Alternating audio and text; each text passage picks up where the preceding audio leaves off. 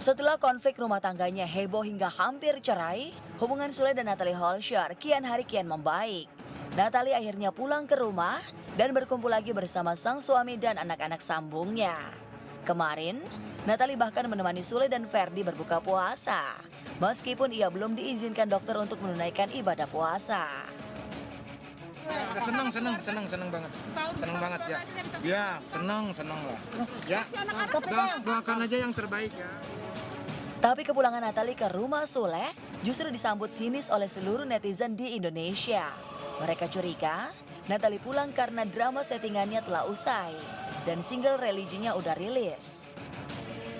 Lagunya udah keluar, jadi udah bisa balik. Akhirnya puncak settingannya udah selesai. Ada pula yang bilang, drama telah usai, BTW maklum gak ya udah bikin onar? Salut sama Kang Sule dan keluarga masih mau nerima dengan lapang dada. Tak sampai di situ, komen netizen pun makin julid nyelakit ke Natalie ketika Sule meminta maaf atas ulah istrinya yang sempat membuat heboh jagat maya. Yang bikin perkara istri, yang minta maaf suami. Kasih tahu istrinya kalau ada apa-apa nggak usah gembar-gembor.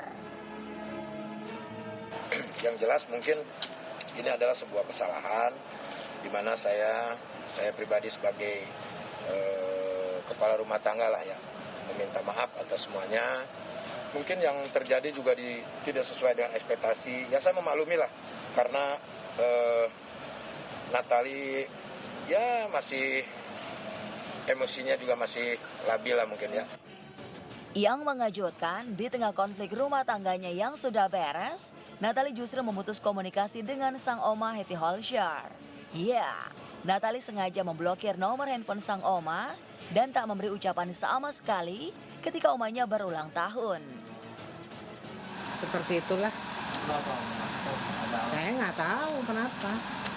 Yang buat saya telepon atau hubungi saya nggak masalah. Yang penting mereka rukun-rukun saja, kembali lagi seperti semula dan menjaga janin yang ada di Natalia.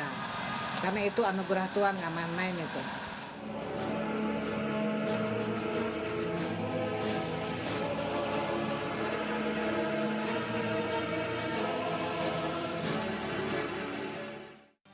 Esok ataukah nanti, ampuni semua salahku.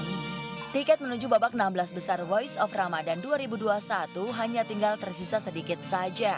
Dan panggung Voice of Ramadan nampaknya milik Angga Sofyan, kontestan asal Bogor. Penampilan Angga yang menyanyikan lagu religi yang dipadu-padankan dengan teknik olah vokal klasik, sukses membawanya lolos ke babak 16 besar.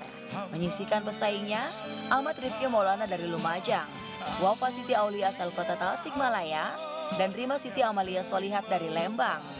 Angga bahkan sempat mengajari juri Pasha Ungu berlatih teknik olah vokal klasik.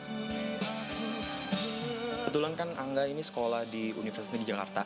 Sekarang masih semester 6 jurusan pendidikan musik. Nah, iya, Angga di sana ambil major vokal. Nah, di sana vokal itu emang musik klasik ya. Jadi emang dari awal masuk udah ditanemin lagu-lagu klasik gitu. Jadi resonansi suara kan emang pop sama klasik itu beda banget. Intinya bagus ya. Semoga makin banyak lagi anak-anak muda kita yang cinta salawat. Satu, ya, bagaimanapun Be, seperti yang pernah TB sampaikan waktu itu. Ya. Kalau satu pendakwah bisa ya, kalau satu pendakwah bisa banyak memberikan syiar kepada 1.000 orang misalnya, apalagi ada 1.000 pendakwah atau ada 1.000 pensyiar kayak gitu. Dari saya buat teman-teman muslim, main musik pakai hati, jangan pakai ini. Iya, biar tidak bersaing. Kalau Angga sukses memukau juri Voice of Ramadan lewat teknik olah vokalnya, Ahmad Rifki Maulana sukses menyita perhatian lewat skill double-nya, menjadi penyanyi dan desainer baju. Rifki bahkan sempat mendesain baju untuk juri Iis Dahlia dan Sulis. Ya, jadi aku tuh hobi desain baju, jadi dari kecil karena dulu almarhum ayah punya konveksi.